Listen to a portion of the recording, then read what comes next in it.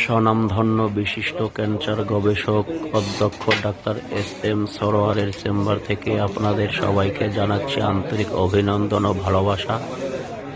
আমাদের এখানে সুচিকিৎসার জন্য আপনাদের সবাইকে আমন্ত্রণ।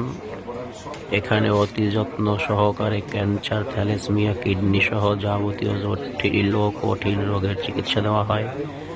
Doctor SM. সরোয়ার সাহেবের কিছু চিকিৎসা সেবার নমুনা ভিডিওর মাধ্যমে আপনাদেরকে দেখানোর চেষ্টা করতেছি।